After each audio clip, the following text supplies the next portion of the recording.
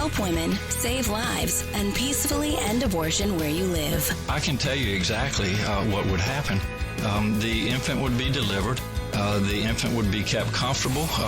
The infant would be resuscitated if that's what the mother and the family desired.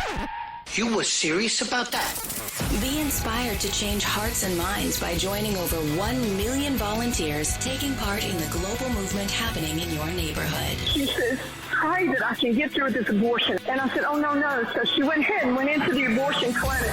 And she just came out. She told us, I'm not going to get the abortion. We just had a baby saved. We had a baby saved in Memphis today. Praise the Lord. This is the 40 Days for Life podcast with your host, Sean Carney. Hello, and thank you for joining us today on the 40 Days for Life podcast. I'm Sean Carney, the president of 40 Days for Life, and your host for this podcast, which is dedicated to helping you end abortion where you live. And we are excited about the awesome response we had to a tool that we are now offering that can help you end abortion where you live. And that is the very powerful book like no other, Scalpel and the Soul by Dr. Haywood Robinson and his late wife, Dr. Noreen Johnson. They were both married abortionists, then they were married former abortionists. And this is a book that has been decades in the making, and they have been flying off the shelves in pre-sales. One of the reasons they're flying off the shelves, our shelf, is that if you order directly from 40 Days for Life, you not only support our mission, but you get one of the limited hardback copies that will be signed by Dr. Robinson. So be sure to go to 40daysforlife.gear.com, go to the store website and order Scalpel and the Soul. You will also get free shipping. And of course, you can get it on Amazon, but it's better to get it from us because Amazon takes a lot of the money. So support our mission, get the hardback, get your signed copy, which you can't get on Amazon, and order. The official release date will be June 20th, just in time for the 1-year anniversary of the Dobbs case, which overturned Roe versus Wade. And one of the things I'm most excited about is the release of the book, and the timing of it really reflects how we got here as a country with abortion. And Haywood and Noreen's book reflects how we got here, the good, the bad, and the ugly, and how appropriate that two former abortion doctors release their full, detailed, beautiful story just days before we celebrate the 1-year anniversary of the overturning of Roe versus Wade, something they and many people never thought that they would live to see. So a great gift item and just a great read as we navigate the waters of post-Roe. And I keep saying this, I've said it to our team and many people who have met. There's just not a pro-life book like this. There's not a former abortion worker testimony like this. It is absolutely phenomenal. Noreen is from Trinidad and Tobago, Haywood growing up in Los Angeles. It's just a wild ride, and it's beautiful. It's beautiful. So I can't encourage you enough. The Scalpel and the Soul. And if you missed the podcast with Haywood, where we kind of talk about the book, go on the YouTube page or in if you listen to it audio, go to the app and listen to that interview where Steve and I talked to Haywood about the book. So be sure to pre-order. He is signing the first 5,000 hardbacks, and those are, I'm not going to give you a percentage because of when this will come out, but they're moving very fast. They're moving very fast. We're not going to make it to the release date. We will pre-sell all those. So be sure to get on and get yours ASAP. Okay. Today, we are going to discuss the uplifting topic that often gets forgotten, and that is wokeness and abortion. Something we have touched on in this podcast, and something that we are going to sort of give you a pro-life version of being woke that perhaps you can use in your daily woke conversations. And to join me today, somebody who isn't woke at all, actually, on many things, is Mr. Steve Carlin from Madison, Wisconsin. Steve, it's almost Memorial Day weekend. It's almost Memorial Day weekend. That's when summer starts here. I think you guys have had summer for like 3 months now, but I'm looking forward to that. It's also true that I'm not woke. I might be the least woke person on the planet. I'm still sleeping actually. And you cannot be woke and also not be racist. It's amazing. That's right. Those two things can coexist. To just wrap that's that up why in I a bow. have the coexist bumper sticker on my car. That's the reason I got it. It was you that pointed this out to me years ago. And even if you made this up, I'm almost more proud of you if you made this up. You told me, and so we had Jim Olsen on the podcast a couple of weeks ago, the former spy. I was actually at the Olsen's house for a social event, and Jim and I were watching the Boston bomber chase. If you remember that, okay? When those it's like 10 years ago now, right? Yeah, 10 years ago. And I just happened to be at the Olsen's, and we were sitting in his kitchen, just hovering over the television, watching it. It was great hearing all of his predictions, talking about how once they split them up, it's over. But you later pointed out to me that when the Boston bombers stole a car, that car had the coexist bumper sticker on it. That's right. Why would they do that? I know there's a nice, tolerant coexist guy, and the bombers didn't care. You know, the guy who owned that car probably deserved to have it jacked because of something or another that somebody did 300 years ago. Well, I'm not sure that I'm not sure that anybody deserves to have their car stolen by terrorists. However, that's Steve really showing how not woke he is. but he's got to rethink. So he gets the new car. I don't know where this guy is now, but he gets his new car, and he's like, it just didn't work out well last time with the coexist bumper sticker. Or he doubles down and he covers like the whole back of the car in the coexist bumper sticker. But yeah, that was a rough go for that guy. So we're going to talk about this one of the themes that I think is important, especially as we approach the 1-year anniversary of Dobbs, one of the greatest days in American history. I think the emancipation and Dobbs. I mean, we've done this twice. Whole segment of our population, you're not the same as other Americans. We dehumanized you legally. Recently I took my son to one of the Holocaust museums. We went to the one in DC, and it's amazing because it's very moving, obviously. And for a group of 8th graders, very moving. They did a great job with that. But one of the highlights that one of the students pointed out, because you don't want to be the adult that's like commenting, on every display, telling them what they should think and feel. But they noticed Hitler actually broke no German law with what he did. And it's very true. It's a very good point. All the highlights, the dehumanization of Jews, the concentration camps, there was no German law that was violated. There was no appeal to their own nation that the people could go off of. In fact, many of the actions they did to speak out against the Nazis were illegal. And I think it obviously calls into question the law, that the law must be just, it must be right, and it must be true. And so we certainly saw that with slavery, and we see that with the overturning of Roe and Dobbs, and there's still a lot of dehumanization going on in our country. Dobbs did most of the job, but not the whole job. It could have been better, but it certainly gives us an opportunity to point to our dark history of slavery and say, we've done it again, and we're correcting it again. And what you've said, Sean, I think really proves the existence of a universal natural moral law, because as you said, it didn't break German law.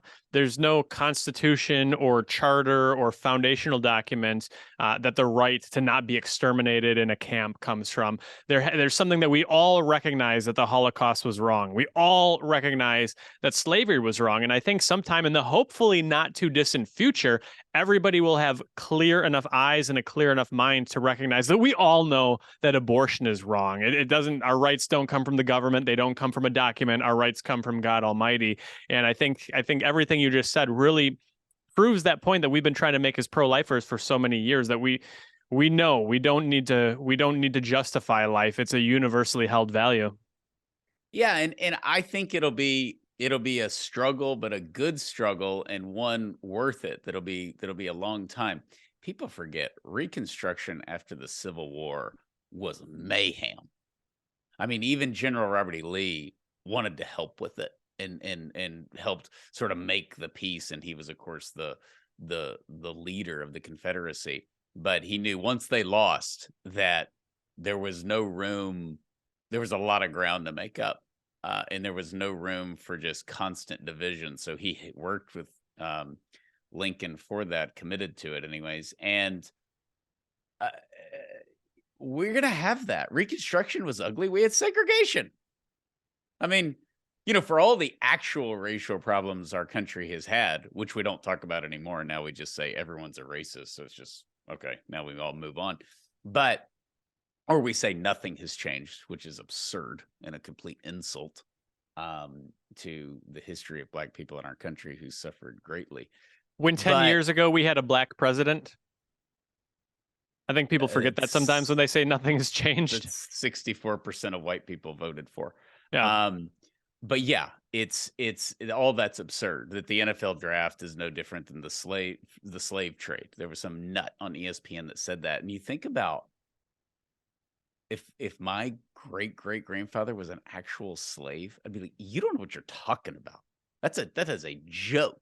It's an honor to be drafted into the NFL. It's awesome. It's the dream of a lot of kids of a lot of different colors, by the way. To say that it's no different than the slave trade is just absolutely disconnected with reality and wokeness. But anyways, my point is that it's a long process to healing, to dragging people out of the dark ages. And we're going to have to do that. We are going to have to do that. And it's going to take a very, very long time. And we'll get into that during this podcast. But we're basically going to go over whether being authentically pro-life means canceling abortion supporters. Like, can't we just dive in? Can't we take a page out of the wokeness and be like, what are you talking about? We have killed 64 million of our own citizens. Burn it down, baby. Tear it down. Rip down the statues. Rip down the Supreme Court building. Tear down the Capitol. All this stuff. Why can't we do that? Why can't we go rip down statues of people and say, shame on you. You had an abortion. You did an abortion. You supported abortion. And we'll get into some of the specifics of that. So let's start with that first question, Steve, because I remember when 2020 was going on, I was very proud of the pro-life movement at large, certainly proud of 40 Days for Life volunteers. We're peaceful. We're prayerful. We're law-abiding. Even when we're persecuted by law enforcement, which now is at an all-time high, we obey the law. We have to sue people, but we obey it, and we're peaceful, and we don't riot. But isn't there an argument, Steve, to say that's ridiculous? That just shows your weakness. They're murdering children, and you're just sitting there following these unjust laws. Yeah, they sort of try to suggest they were hypocrites, right? We've done podcasts on the topic of abortion being not just genocide, but the largest, grandest scale genocide there's ever been before. And people are saying, if you really believe that, how are you living side by side? How are you neighbors with people who support abortion when you think they're a genocidal maniac or something to that effect? And so I think there's an argument to be made for that, but it's not the right argument because, first of all, if we're going to talk about justice, there's no justice in vigilante justice. There's no world in which you see just sort of renegades out policing in lieu of the actual law enforcement. There are channels and there are structures that we can work through for reform. And when we go to vigilanteism, it turns into sort of this every man for himself, and you get the ultimate moral relativism where might makes right, and whoever has more power, more force, more guns is the victor. That's a very dangerous place. It's kind of like when you're having like a behavioral issue with a 3-year-old and you say things like use your words. That's the pro-life movement is the side of this debate that is using its words. Yeah, and I've seen it. It usually starts off with a guy who's very intense, which is good. We can be intense.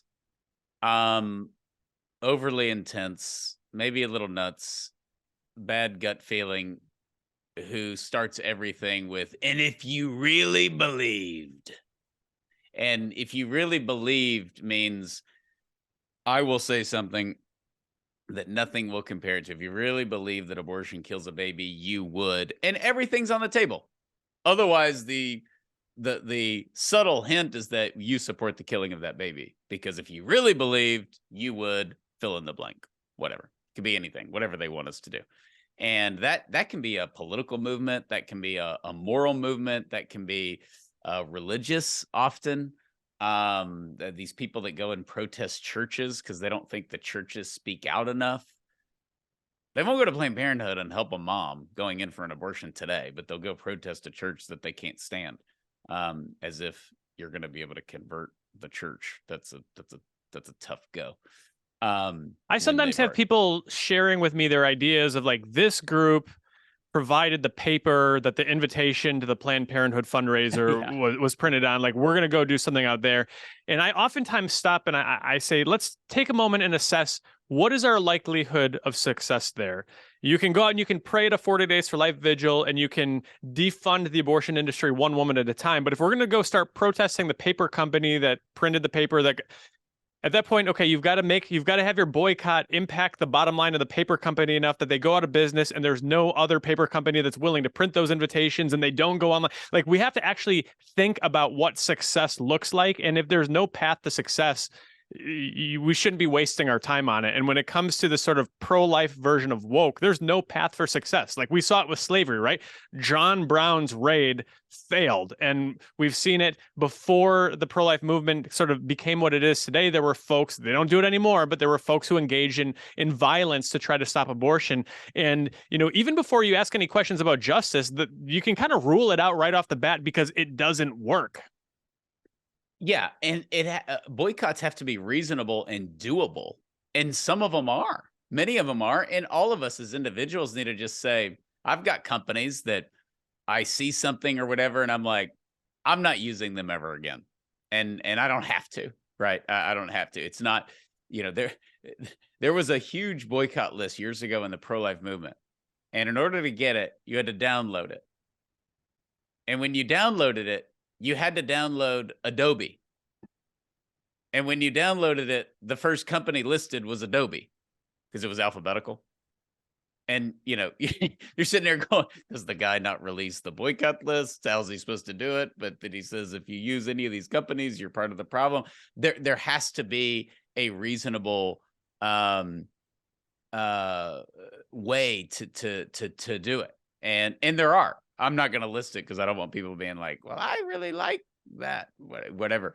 But I know for my life, there are many things that I can just go without or not do or not use and have other options. Case in point, a great cultural thing that has been happening is the Bud Light boycott, Steve. That was overnight.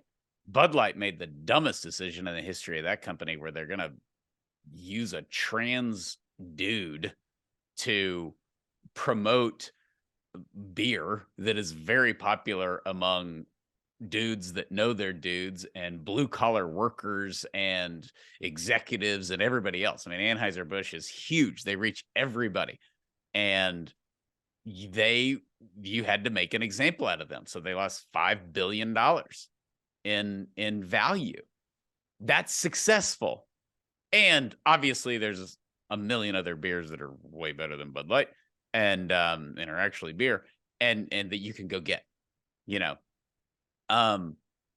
But if somebody says boycott Google and Apple, that's a tough one for most people because they're not going to have a smartphone, but they have to have a smartphone for their job. You know, there are things like you can't boycott all of the airlines. I guess you can drive everywhere and just spend a month away from your family because you had to drive to Portland instead of taking a 3-hour flight.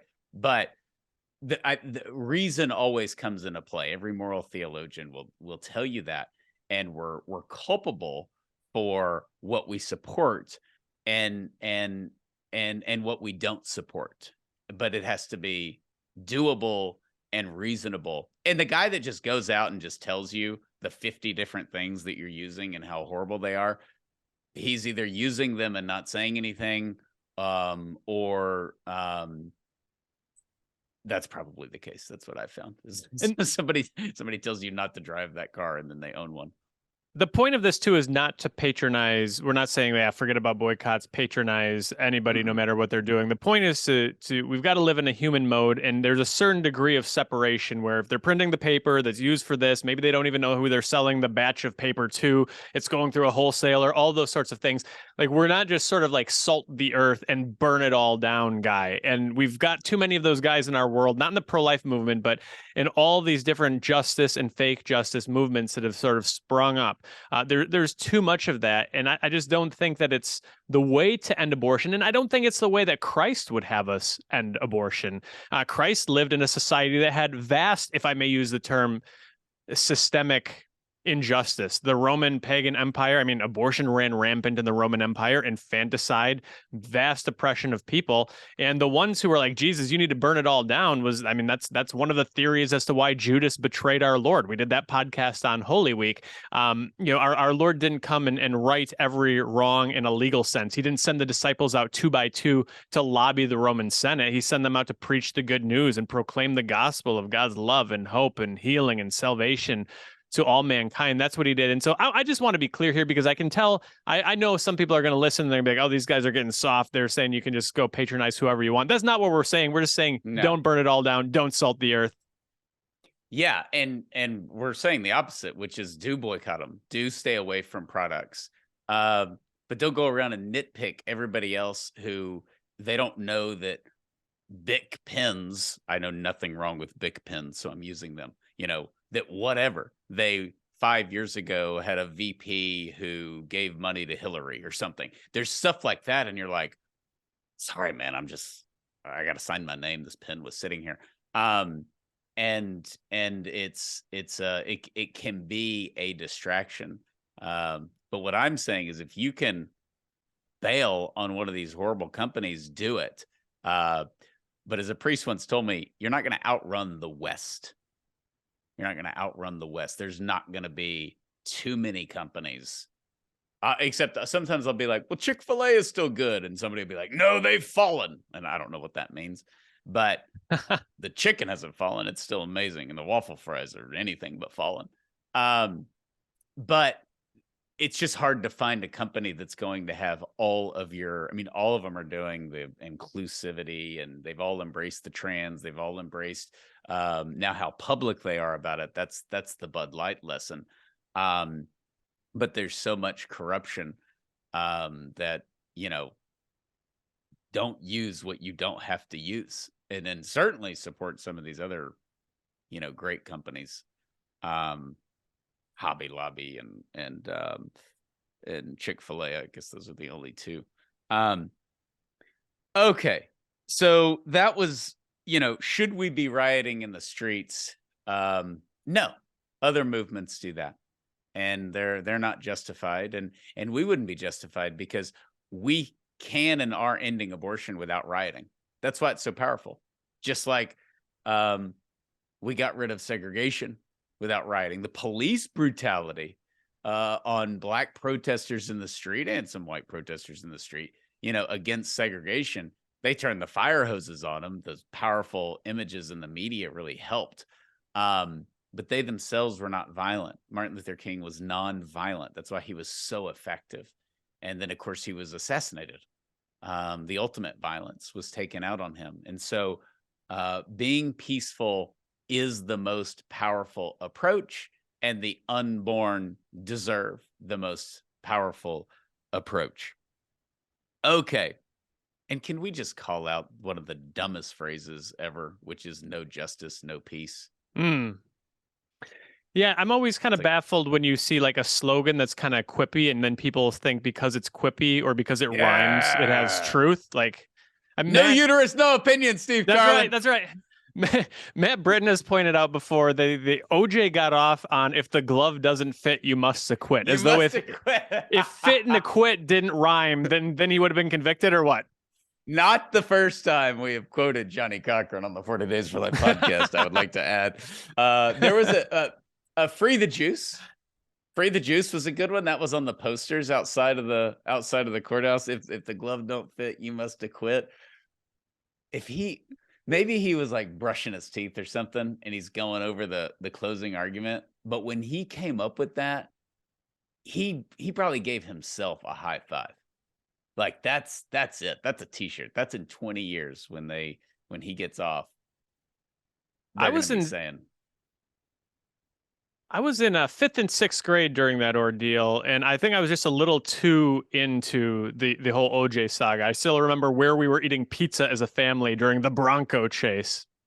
Yeah, I remember the Bronco chase. I remember the whole thing. I was in the 7th grade. A great year for the Dallas Cowboys, by the way. And yeah, I remember the whole thing. And I remember, it's OJ. No way. He's innocent. And then the trial starts, and I wasn't influenced by my parents or whatever. I was just like reading the newspaper, and like a 1 week into it, I'm like, oh, he definitely killed those people. It was like no question whatsoever. Anyways. My son asked me recently, like, what would be the equivalent today? And I told him I think the equivalent of OJ killing somebody would be like Peyton Manning, which is just kind of hard to fathom. Yeah. Yeah, but Peyton Manning doesn't have a history of domestic abuse and isn't a psychopath that we know of. But just the fun loving, he was in the Naked Gun movies. He was just part of pop culture. But as far as an injustice, I don't know of one that compares to that. I mean, he literally got away with murder, and everyone knows it. So there's nothing as far as that goes, where everybody's just looking at their TV going, "Oh my gosh," they just let him go. So, anyways, no justice, no peace is false. That's just not true. When injustice has happened, it's like the opposite of the crucifixion. When injustice is happening, peace is often the most powerful weapon. That's the irony. It's a very anti-Christian statement. No justice, no peace. Much like wokeness. What does Paul say? My power is made perfect in weakness. Yeah. Wokeness denies the ability to be redeemed. We're an irredeemable country. We had slaves. Nothing's changed. Tear down everybody. We don't apply that to other countries. We buy Mercedes. We drink German beer. We rooted for Germany in the World Cup. They didn't get kicked out of the World Cup. Auschwitz was freed 78 years ago, this last January. 78 years ago, they liberated Auschwitz. The Russians did. That's like nothing, Steve. It's the blink of an eye. But we believe in redemption, and we rebuilt Germany. They're not allowed to have a military. But,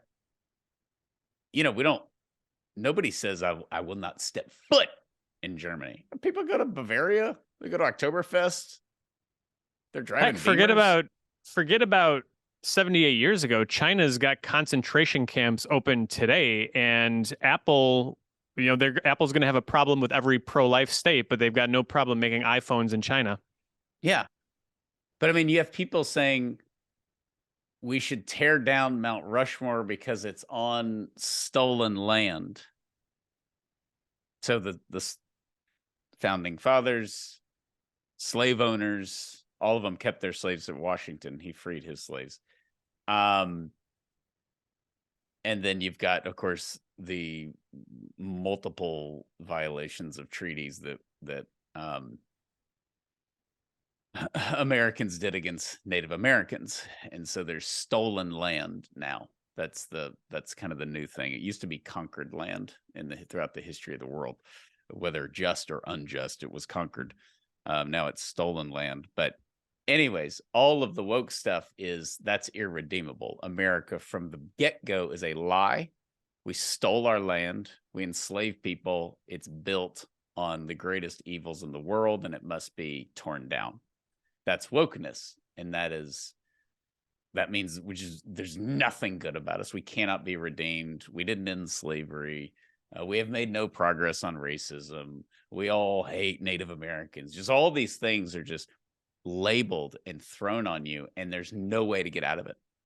And if that were the case for every country, we would have to go live on the moon. There just wouldn't be a country you could live in where all the boxes are checked. Everybody has had a history that includes darkness, grave darkness, oftentimes. So They've got many things. They've got diversity, they've got inclusion, they've got the coexist bumper stickers, but there is no mercy whatsoever, no forgiveness. Merciless. That's the bumper sticker. Okay. Our next point on this with wokeness. Some abortion supporters say, if you really believe there's mass casualty atrocity going on inside the abortion facility, you wouldn't just stand there and pray. It's usually right after they accuse us of being violent, like bombers of abortion clinics, right? Like we go from terrorists to pushovers. Yeah.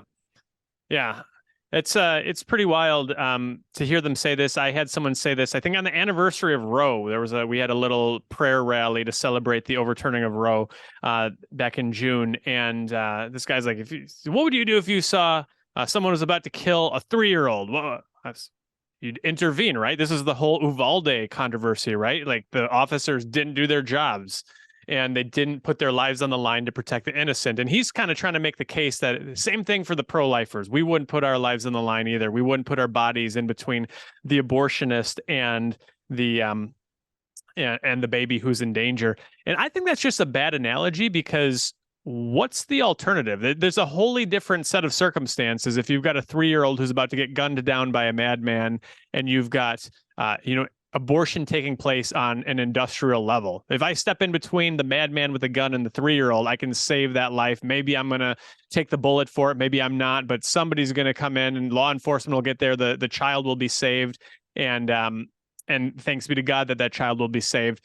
If I go in and commit an act of violence at an abortion facility, then they're just going to go down the street to the other abortion facility, or they're going to come back the next day. It's not effective. As we've covered already, it's not just. We wouldn't be doing violence even if it were effective from a tactical standpoint. But prayer works. It is effective. That's why we've seen 23,575 babies saved at that last moment, because somebody made that decision to go there and stand and pray. I always think when you see folks who are secular or atheist and they use the word just, it's very reductionist. Oh, we're just a blob of cells. It's just a fetus. It's just this. You wouldn't just be standing there praying. Well, that just standing there praying, a lot of babies are alive and well today and are no longer babies. They're children, they're teenagers, they're on the brink of adulthood because someone was, quote, just praying. Yeah, and those people really don't know what they're talking about, because there's two sides of it. There's what you said, Steve. There's the peaceful, but we also have the data for the non-peaceful.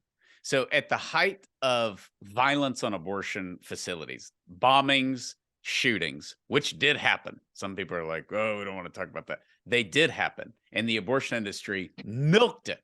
It set our movement back decades. Acts of violence. These lunatics coming out of the woods and shooting abortion doctors and patting themselves on the back as being some kind of a martyr.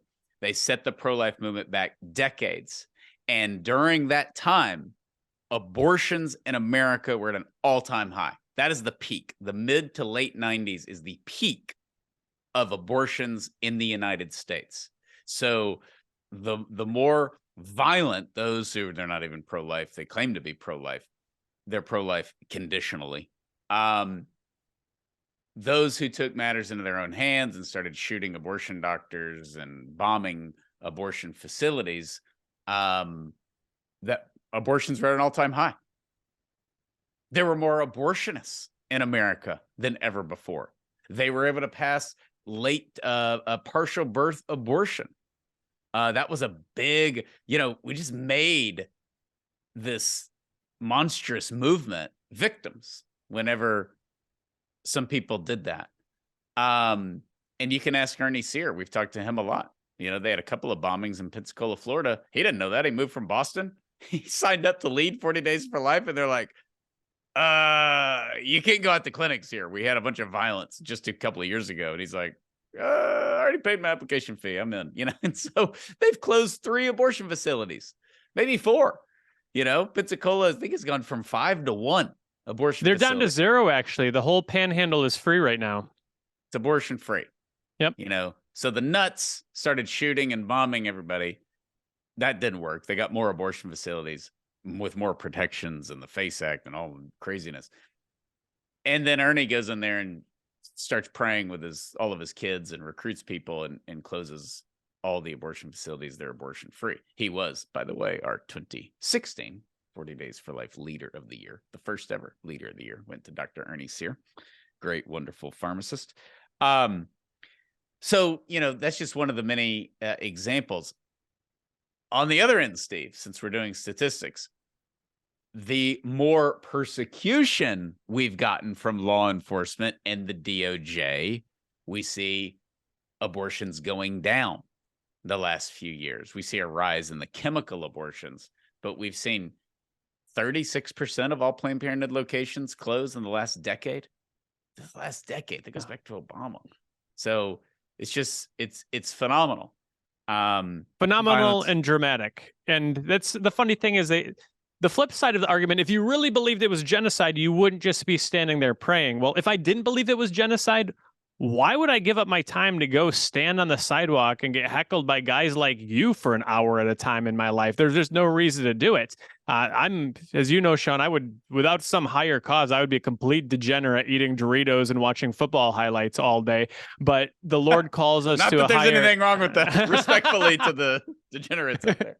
I got the Doritos on my mind because we were talking about boycotts, and for like the first 2 years of the Doritos tacos at Taco Bell, which is one of mankind's greatest inventions ever, they were on the boycott list, so I wasn't eating them. But no, Frito-Lay?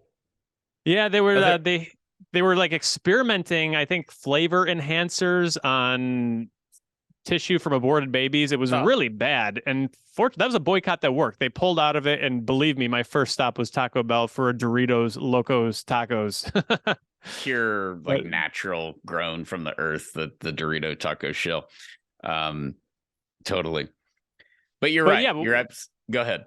I was just gonna say, why there's many other things to be out there. Only because it's a genocide do we take a break from whatever else we would like to be doing, spending time with our families, having some fun, working and making some more money. There's many other things that anybody could be doing. If it's not a genocide, why would we bother going out there praying on the knees in the rain and the sidewalk? No way. Yeah, or use the language that we use. That's one of the reasons the Supreme Court overturned Roe. I mean, if it's healthcare, then it really is like, what do these judges have to do with this? Like, who cares? They're not analyzing. And they said, no, this is a grave moral issue, which is why it's constantly returned to the court, and they're done with it. It's up for the people to decide. Okay. So next on our list, this is a big one, and I think people struggle with this. If you have very pro-abortion or pro-abortion friends or family, do you associate with them? Do you talk to them? I think you do. Many people are like, I'm not talking to Aunt Sally because she voted for Hillary and she supports late-term abortion. But that doesn't do Aunt Sally any good. First off, many people don't see their relatives that often anyways, just because the way world is, we're spread out. But when you do, I have a lot of pro-abortion relatives. I think they like me. I think they love me. So, we're able to get along. Sometimes it can be a little comical with how they ask me certain things. Oh, it's good. You're traveling a lot, and like no reference to what I actually do. But, this is sort of the point of the gospel, is to give good news in love. Yeah, it absolutely is. We had a hard time here. This is one of the reasons I was interested in doing this topic on the podcast, is because we just had a big election in Wisconsin, and basically we had one candidate running on the platform of bringing abortion back to Wisconsin. We've been abortion free since the Dobbs case, and it's been a wonderful, wonderful time to be a Wisconsinite. I never thought I'd live in an abortion free Wisconsin, and this key election hinged on abortion. In a 50-50 state, the pro-abortion candidate won just a wipeout landslide 11-point victory. And Laura and I have loved ones who are campaigning hard for the pro-abortion candidate. And it was a real struggle for us for a number of reasons. Abortion can drive a real wedge in between relationships. And there was sort of this desire of like, that side of that part of the family, I just don't want to see them. I hope they're not listening to this podcast. But I just didn't want to see them, and Laura didn't want to see them. And it was a struggle for us. And we kind of had to work through that and put on our big boy pants and recognize that you don't just take your ball and stomp off and go home when there are disagreements. That's not the way the Lord handled it. I don't think it's the way the Lord wants us to handle it today. We've got to pray for them. We've got to witness to them. And you have no opportunity to change a heart if you are tearing that page out of your book. Yeah. And I've had 3 instances where I wasn't going to participate in a family thing, or for what I felt were good reasons. And, there's a little bit of you're kind of cast to hell. But years later, this has happened a couple of times with different relatives, like them pulling me aside saying, I really respect that, and I'm glad that you did it, and it makes total sense, and I understand, and I think that when you remove yourself from someone's life because you disagree with them on abortion, and I think it is an immaturity, number one. I mean, if somebody's in danger or something, if they're a criminal, but that's not what we're talking about. Like, Uncle Nick just got out for double homicide. I don't know if we're going in for Thanksgiving. But when there's no danger, when this is just a position on abortion or anything else, that's why we wrote What to Say When. That's why we have the uncle at Thanksgiving in the book, because he's real, and the aunt is real, and we need to talk through those people. And most people have had a very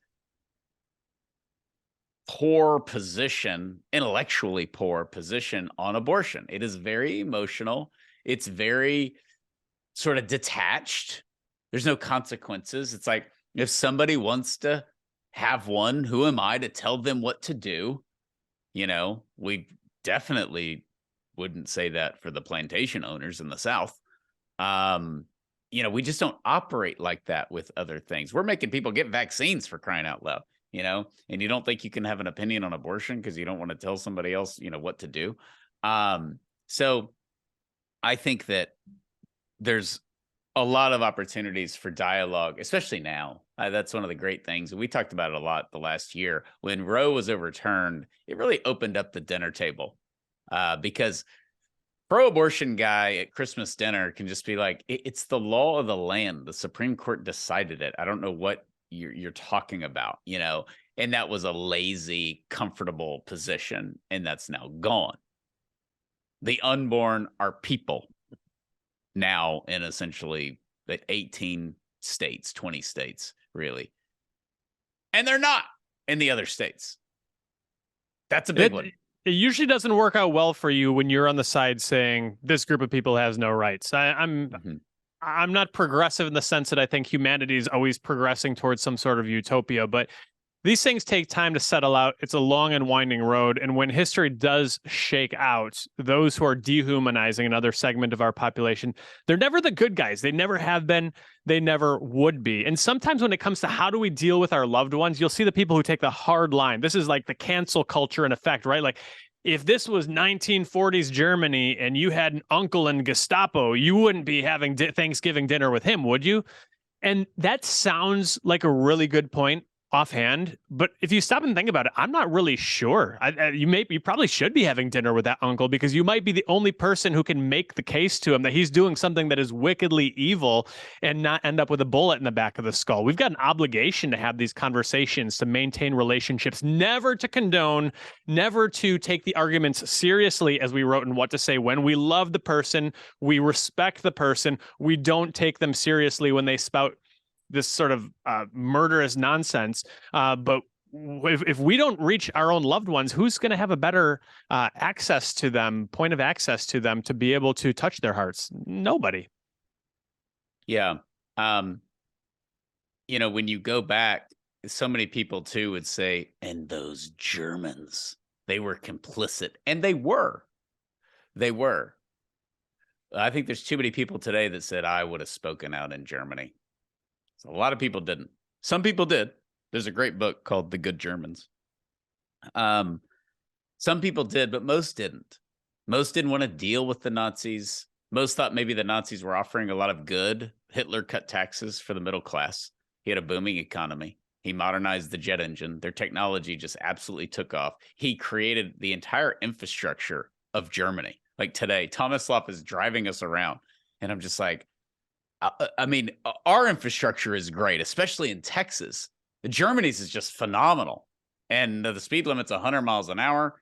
All the 18-wheelers, they have their own lane. Just stuff that makes sense, like textbook German, like they thought of this.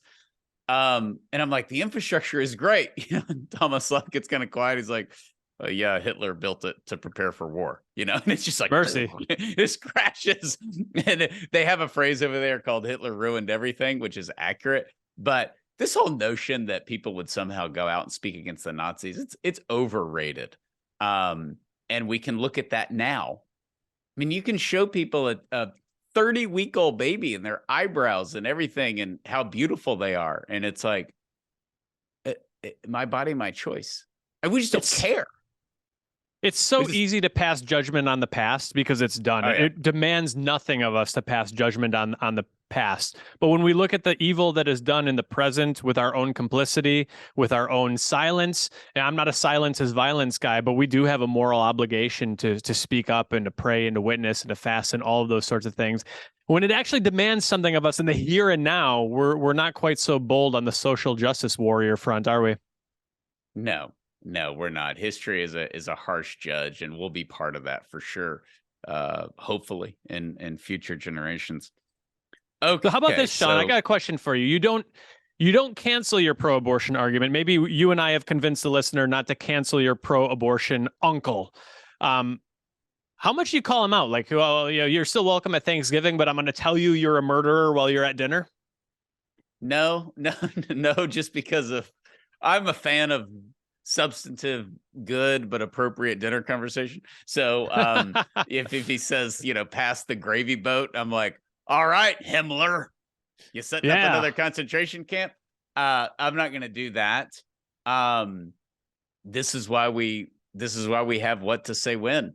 I mean, I think that the approach that we took in that book was to ask questions, and questions are good. Science is good, especially when it's done by somebody who's not Fauci. It's very good. So I think we can talk about that in a civil way. Part of it is just so easy. They think we're a bunch of religious nuts who haven't read anything, who are, you know, think that they're just, you know, a bunch of baby murderers, and we've just never heard the other side. I mean, I literally had a relative a few weeks ago say, but haven't you heard some of the alternative arguments of why abortion's good? You know, and I'm like, yeah, a couple times, you know, and we can, I think, articulate those. I think I'm confident I could argue for abortion better than most Planned Parenthood workers. I'm constantly disappointed by the quality of their arguments. Sometimes I would like the intellectual exercise of, okay, let's be challenged here and let's face some resistance. And it's always the same old garbage. It is. They're gonna do it anyways. What about the Crusades? What about the Crusades in the Middle Ages? Wait, I thought we were talking about abortion here. The poor kids. First Crusade was awesome, by the way. The other's a little shady, but first one, totally great. All this shady, what about the poor kids? Well, what if your baby has Downs? Oh, well, kill him. I mean, that's a no-brainer. I'm not really a pro-lifer. I mean, we definitely got to kill the baby with Downs. I mean, all of this, they're trying to get to abortion. Trying to get you to say, of course, do it. Have the abortion. You win. And that's why we can't compromise and say, oh, you didn't tell me it was a poor Latino baby. Well, yeah, have an abortion. And that's the tone that they have. Well, what about, some of these moms are on drugs. I mean, the eugenics comes out that they can't help themselves. And it's ingrained in abortion. Your most sincere, I think, misguided but compassionate abortion supporter believes in eugenics. They may not say that or they may not realize it, but it's what they're articulating is eugenics. It's made a huge comeback. It's like the monster in the horror movie where you think that like you've slayed it and then it comes crashing through the door again. I think if you tell someone 25 years ago that like Hitler-esque eugenics would make a comeback in the West, it would seem impossible. That's very well said. It is. It's like Michael Myers out of the Halloween movies. He's been stabbed, he's been shot, he's been burned, he's been hit by a car. I think he was hit by a bus in one. He's been beat up. He's had a rough go. And now, what is he, like 85 years old? But, since the 70s, Michael Myers had a lot of stuff. He just pops right back up. And that's what's happening with eugenics. It keeps rearing its ugly head in the realm of tenderness and compassion and rights. And when you, Steve, say, some people aren't recognized and don't have rights in some states or other states. We both just said that. So the pro-abortion person says, I know it's women. They have a right over their own body in certain states, and they don't have a right over their body in other states. And that's why it just shows it goes back to my body, my choice, because it's not a right over their own body. We're not denying them, blood pressure medication. We're denying them the right to end the life of another human being. And there is endless precedent of our laws doing that, preventing other people from taking the lives of others, including women who are pregnant. And, recently, this brilliant doctor in New York did the first ever brain surgery on an unborn child. Brain surgery on an unborn child. Now, why he would do that, I have no idea. That child has no rights. It's a clump of cells. Probably didn't even have a brain. But those scenarios highlight our schizophrenia. Yeah, without a doubt, we get very comfortable about it. And so I think ultimately, like, I'm always skeptical of people who strive to be moderates because they don't take a stand on one side or the other. And there's a famous saying, you find two things in the middle of the road, roadkill and a moderate.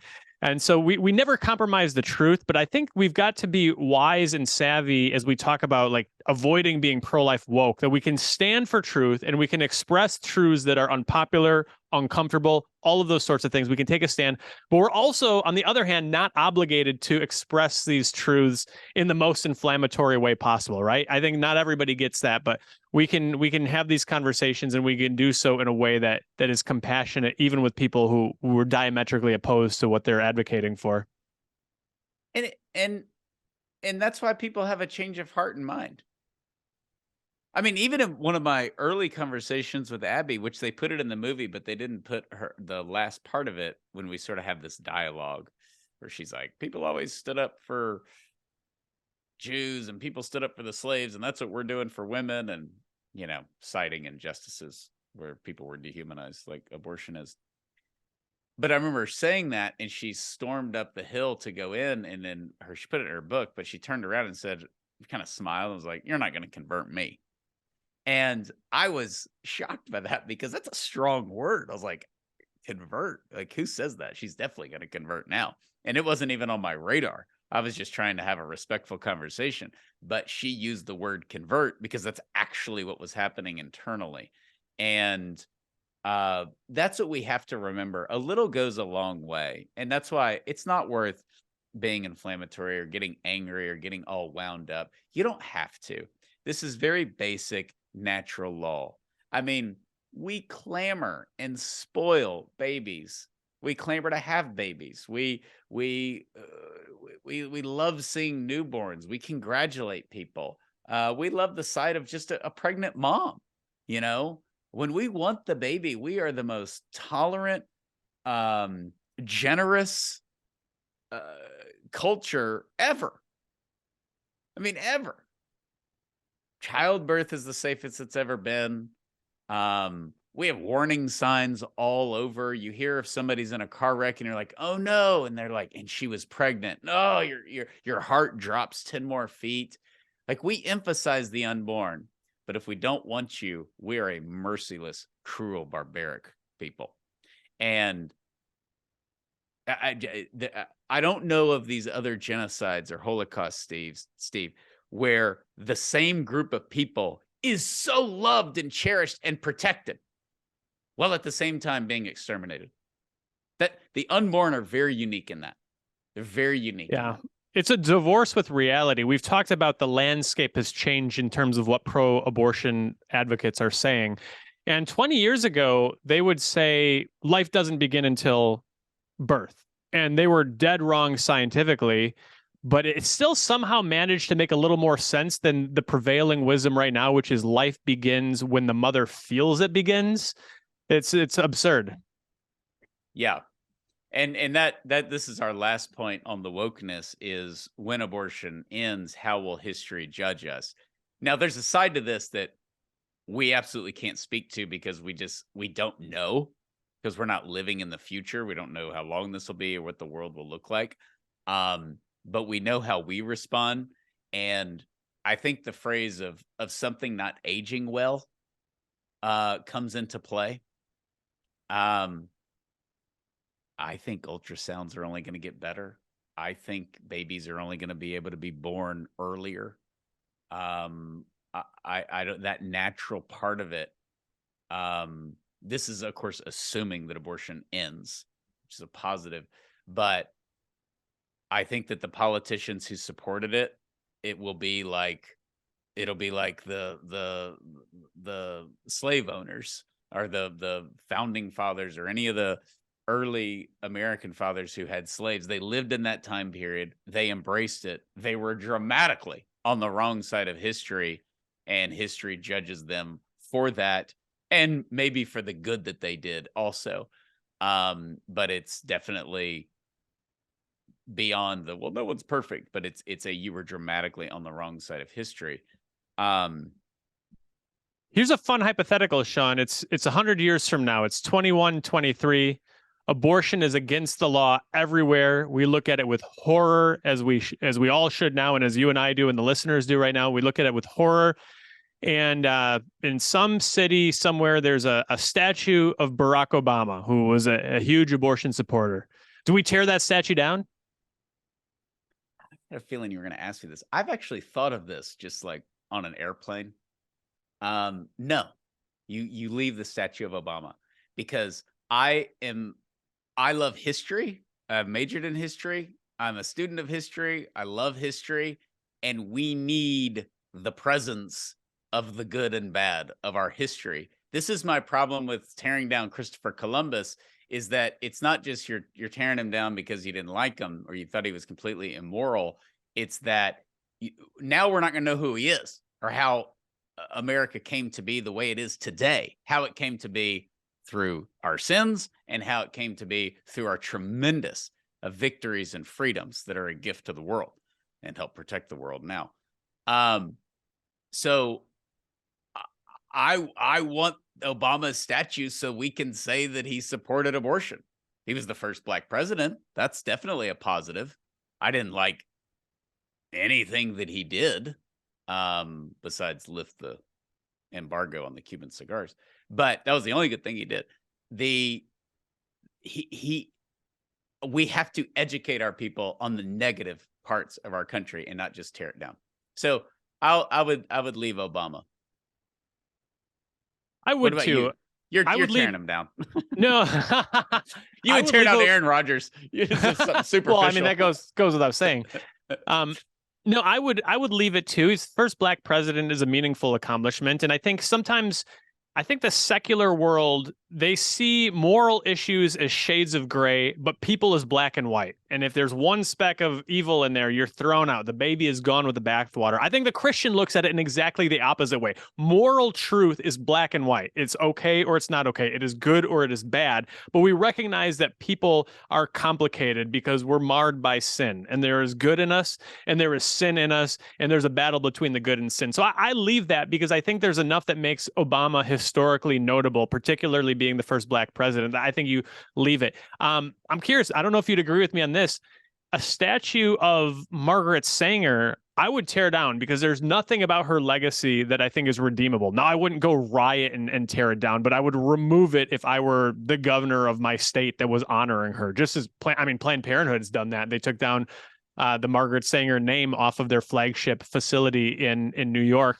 And it's not that I think we should be canceling the historical memory of these people, but I think a statue by its nature is in existence to honor that person. So maybe I'd put it in a museum. I wouldn't melt it down. I wouldn't be, dragging it through the streets like the statue of Saddam after Iraq was liberated. I wouldn't do any of those things, but I wouldn't leave in place a statue of somebody who was known for and only for doing evil. I agree. I'm tearing down Sanger. And for the same reasons, because Obama represented a lot more than abortion. That's the reality. Yeah. And what people would say is Margaret Sanger, one of the ironies, Steve, is that when the Nazis started burning books, according to historians, Margaret Sanger's book was one of those. Somebody who embraced eugenics and perfected it better than anybody. But she was seen as like a woman's rights, reproductive rights person. And that's what Planned Parenthood hid behind for so long until they could no longer ignore the fact that she was a blatant racist and eugenicist. They just carry out her legacy. They don't advertise it. So yeah, I think I'm taking her down for sure. But there are controversial figures that are on the wrong side of history. And I think they get to stay. I mean, and this is what we saw in 2020. Who sets these rules? Like, what statues are we tearing down and why? And you're asking me, I'd keep Obama and get rid of Sanger. It's kind of a fun conversation. But, I'm sure there are people that would say I wouldn't have George W. Bush. He lied, or the nuts that think he's responsible for 9/11 or whatever. People would just kind of go through the list. But I think as a country, we have to say there are historical figures, good or bad. And there are people that hate Lincoln. They tore down Lincoln's statue in 2020. The guy freed the slaves. We had a statue at our state capitol of an abolitionist, a slavery abolitionist, and it was torn down just because if there's a statue of him, must be bad guy. Junipero Serra. Mm-hmm. The guy takes in the poor. He converts so many Indians. He lives with the people. He starts missionaries. Tore him down. This big, beautiful statue of him holding a cross. Very intimidating.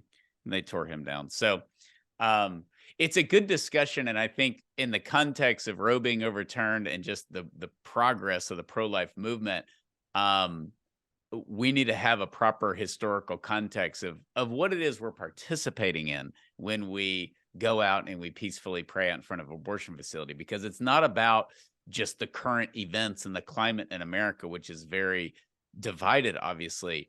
It goes much beyond that. It's what it means to be a human being, our nature, what it means to be an American and live in our country and have rights, the rights to go out to pray, but more importantly, the right to live. And how history judges us. And it will judge us. It will judge us, whether we did too little, whether we did too much, whether we were apathetic, whether we were too convicted, whatever it is. Both sides will judge us. And that's why we have to rely on God as our guide, because all of this is going to go away. History will come and go. Steve and I will come and go. You will come and go. And we will just be standing there before Almighty God. And that is ultimately all that matters. And it's very important to have that mindset and disposition as we fight this battle. And we do so joyfully, and we continue to convert hearts and minds.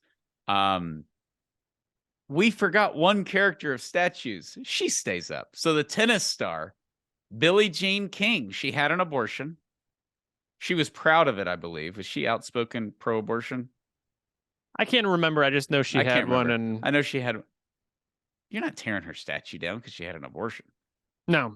Yeah. That's sort of our straw man argument. I don't know if there's anyone who would really be calling for that, but this is the you don't have to cancel everybody person. I guess that's my litmus test. If you are known for and only for advocating a great moral evil, I don't really want a statue of you there. If you are known for something else and you've done evil in your life, I guess join the club. If I do something great someday that results in me having a statue, maybe it's for getting my Packer tickets finally after all those years, and people find out about my worst days and my worst moments and the mistakes I've made. I don't know. I think we got to be patient with people, but not if all they're known for is advocating something that is violent toward the least of our brothers and sisters.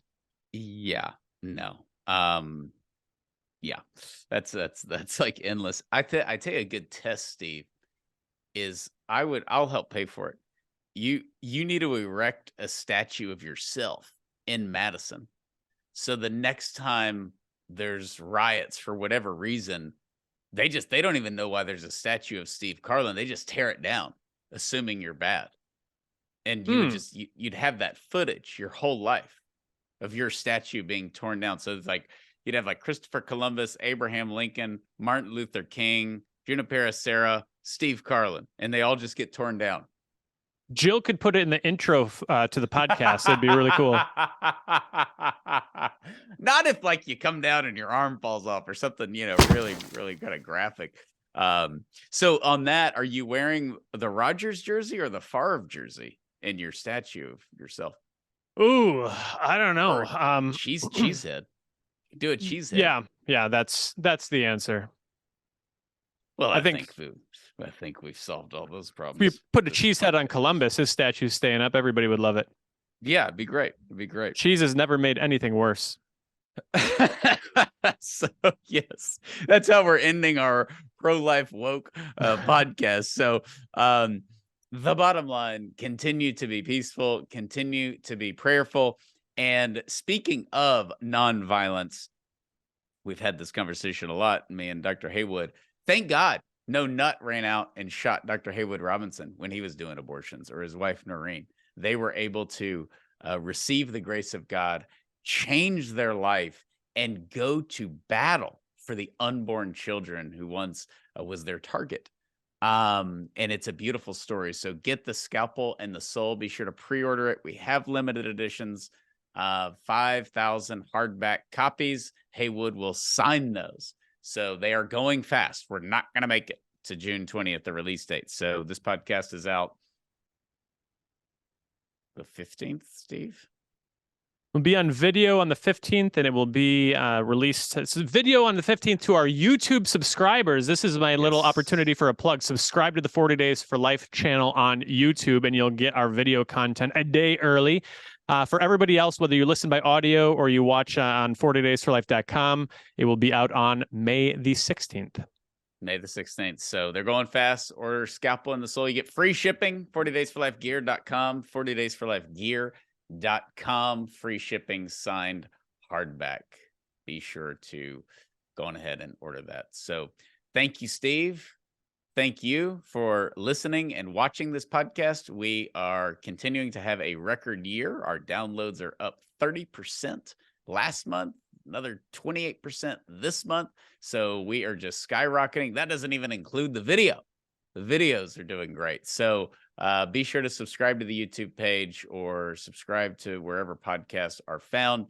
Continue to support this great tool that we are using, hopefully to share the gospel and to give you a lot more resources to help end abortion where you live. So rate, review, share the podcast, and we will see you next time.